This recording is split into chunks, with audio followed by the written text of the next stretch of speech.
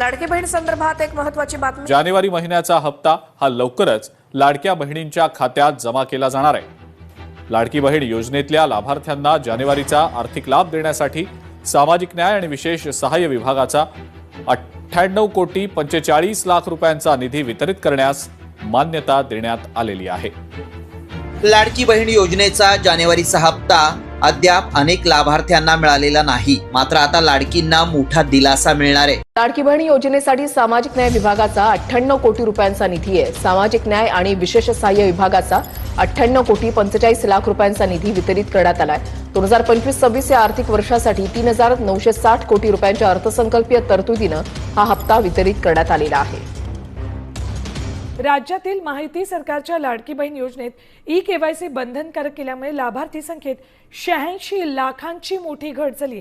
तांत्रिक चुका आणि कठोर छाननीमुळे 2,40,00,000 पैकी केवळ 1,60,00,000 महिलांनाच डिसेंबरचा हप्ता मिळालाय। लाडक्या बहिणींसाठी आनंदाची बातमी आहे। लाडक्या बहिणींनो, तुम्ही आतुरतेने वाट पाहत आहात तो म्हणजे तुमचा जानेवारी महिन्याचा हप्ता।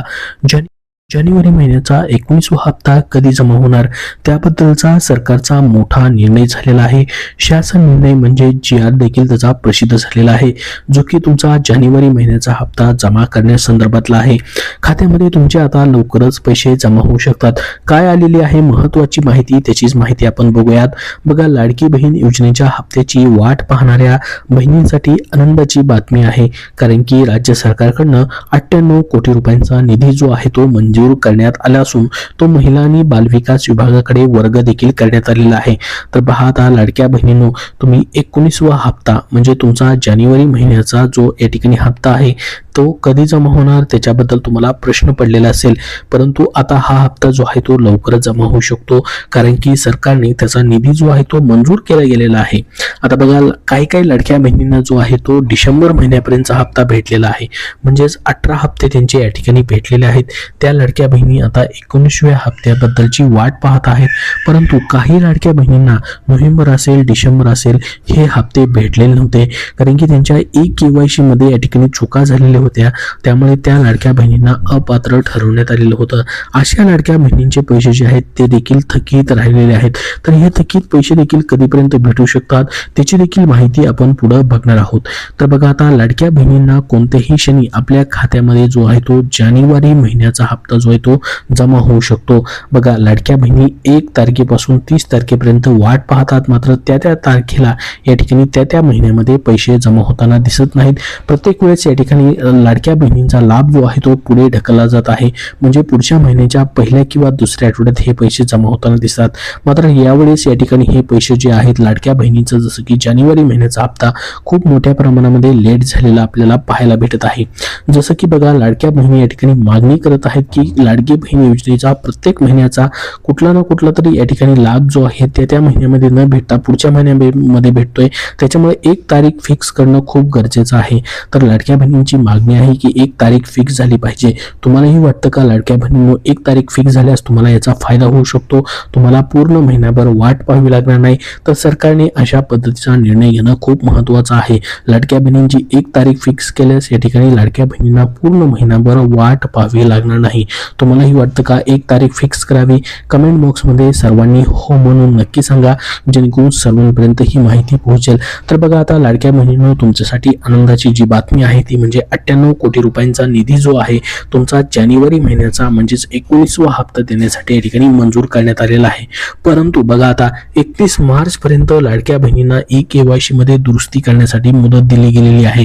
त्याच्यामुळे ज्यांचे नोव्हेंबर असेल डिसेंबर असेल हे जे पैसे थकीत राहिले गेलेले आहेत, म्हणजे त्यांचे पैसे जे भेटलेले नाहीत ते आता 31 मार्च नंतर तुम्हाला भेटू शकतात, कारण की 31 मार्च पर्यंत या ठिकाणी तुम्हाला ई-केवायसी मध्ये एडिट करता येणार आहे। आणि त्यामध्ये ज्या लाडक्या बहिणी पात्र ठरतील त्याच्याबद्दलचा जो निर्णय आहे किंवा त्याच्याबद्दलचे या ठिकाणी त्यांचा निधी जो स्थगित राहिलेला आहे किंवा प्रलंबित राहिलेला आहे तो तुम्हाला 31 मार्च नंतर भेटण्याची शक्यता असू शकते। सध्या तरी जो GR प्रसिद्ध झालेला आहे त्याच्यामध्ये फक्त आणि फक्त जानेवारी महिन्याचा हप्ता जो आहे त्याचा निधी वितरित करण्याबद्दलचाच या ठिकाणी उल्लेख करण्यात आलेला आहे। त्याच्यामुळे स्थगित जे पैसे लाडक्या बहिणींचे राहिलेले आहेत ते तुम्हाला या ठिकाणी केवायसी मध्ये दुरुस्तीनंतर भेटण्याची शक्यता असू शकते। तर बघा, राज्यातील लाखो महिलांचे शेतकऱ्यांचे लक्ष लागून असलेल्या मुख्यमंत्री माझी लाडकी बहीण योजनेच्या हप्त्याबाबत एक सकारात्मक अपडेट समोर आलेली आहे. गेल्या काही दिवसांपासून प्रतीक्षेत असलेल्या लाभार्थी महिलांना लवकरच 1500 रुपये मिळण्याची दाट शक्यता निर्माण झाली आहे. या हप्त्याच्या वितरणासाठी राज्य सरकारच्या महिला व बालविकास विभागाने आता निधीची जमवाजमव सुरू केली असून प्रशासकीय स्तरावरती देखील त्याच्या हालचालींना वेग आलेला आहे. हप्त्यासाठी सरकारने 98.45 कोटी रुपयांचा निधी मंजूर केला असून 18 फेब्रुवारी रोजी जो आहे त्याचा शासन निर्णय म्हणजे GR देखील या ठिकाणी प्रसिद्ध करण्यात आलेला आहे. यामुळे आता लवकरच लाडक्या बहिणींना 1500 रुपयाचा हप्ता म्हणजे जानेवारी महिन्याचा 19वा हप्ता महिलांच्या खात्यामध्ये जमा होऊ शकतो. मात्र EKYC ने केल्यामुळे 55 लाख महिलांचा लाभ जो आहे तो धोक्यात आला असून 31 मार्च पर्यंत तुम्हाला आता EKYC मध्ये दुरुस्ती करण्याची मुदत देखील देण्यात आलेली आहे.